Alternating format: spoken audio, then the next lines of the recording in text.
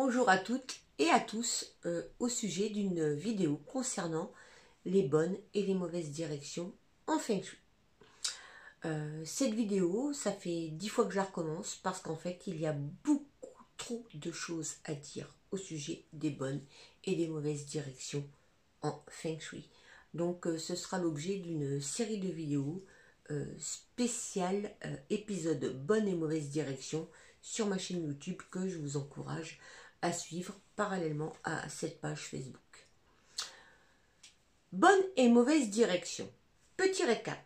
Ce qu'il faut savoir, c'est que ce sont les Asiatiques qui ont inventé la boussole et qui ont eu la notion du magnétisme terrestre et qui ont eu la notion de l'importance des bonnes, non pas des bonnes et des mauvaises, mais qui ont eu la notion du découpage de ces fameuses directions cardinales dans notre environnement, dans notre univers, sur notre planète, et en quoi elles pouvaient nous servir, à quoi ça servait, et pourquoi il fallait les définir et pouvoir les déchiffrer avec une boussole tout simplement.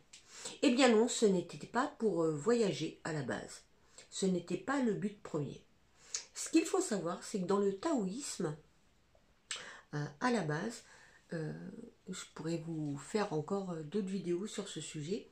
La Terre, et ça c'est de la science, hein, c'est pas du tout de la mystification ou de l'ésotérisme ou du wou-wou, pas du tout. La Terre s'est formée à la base avec plusieurs poussières de matière, de molécules et de particules de différentes natures venant évidemment de l'extérieur, donc d'une direction différente et qui s'est assemblée à un endroit précis et qui a formé par la force de rotation et par la gravité et par le mouvement de tout notre système solaire en une planète qui s'appelle la Terre. La Terre qui a développé notre vie propice à nous créer et développer, nous, les êtres humains. Chaque direction appartient à une famille, une caractéristique, et chaque direction est associée à un des 5 éléments fondamentaux d'après le taoïsme de la culture asiatique. Donc nous-mêmes, en tant qu'êtres humains, quand nous naissons sur Terre, nous naissons sur un cycle, donc une année. C'est peut-être qu'une date sur une carte d'identité, mais c'est également une façon de nous décrire, de nous connaître, de notre conception, notre organisation interne, notre composition en tant qu'être humain, en fonction de l'année sur laquelle on est sur Terre. En fonction de notre année de naissance, nous sommes en compatibilité avec certaines directions cardinales et en incompatibilité totale avec d'autres directions cardinales, comme les dons d'organes, comme les groupes sanguins. Ça fonctionne exactement pareil. Il y a des choses avec lesquelles nous sommes compatibles et donc nous allons créer des choses productives et chanceuses.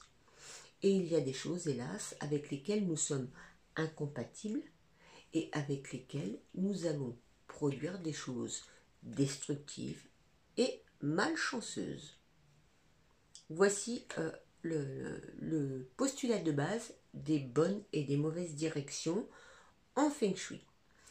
Ce postulat s'applique à nos habitations, mais s'applique aussi à notre être humain en tant qu'individu.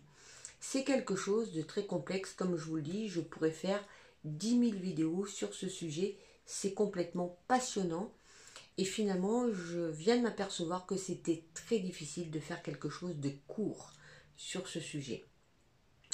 Donc tout ça c'était pour vous introduire sur la notion que le Feng Shui n'était pas qu'une façon visuelle de concevoir nos environnements.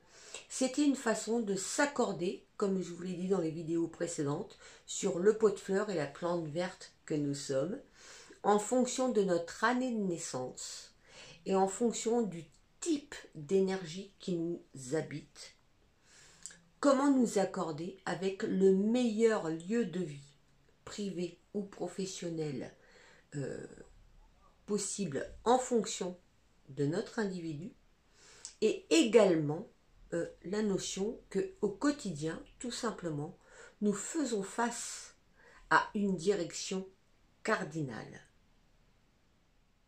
On n'y pense pas, ça ne fait pas partie de notre culture ou de notre conception du quotidien. Nous avons toujours d'autres choses à gérer, moi la première, et c'est complètement naturel de penser comme cela.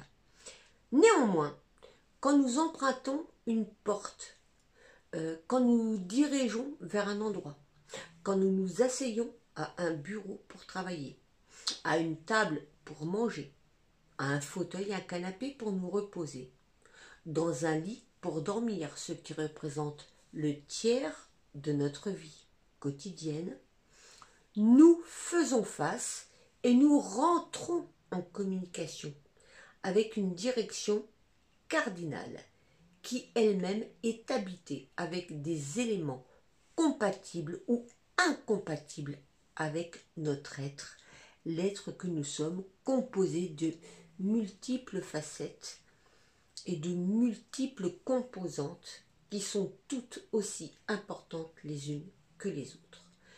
Quand nous travaillons avec des appareils essentiels au sein de nos domiciles ou de nos lieux de travail, les appareils de chauffage qui assurent notre survie, les appareils de cuisson qui assurent notre nourriture, les appareils de communication, les ordinateurs qui peuvent assurer le bon déroulement de nos professions ou de nos communications, les téléphones cellulaires avec lesquels nous téléphonons.